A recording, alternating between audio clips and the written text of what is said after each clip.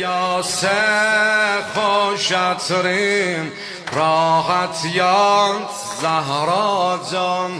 dincəldin qəmlərdən dincəldin qəmlərdən ay tək bat Zahra can göz yaşım ələrəm ya Zahra ya ey kaş mən öleydim sen ağlaydın mənə ey vay olsun mənə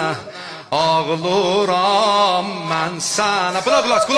azan vaxti Zeynəb səccadığı açar yüz tutar bəqiyə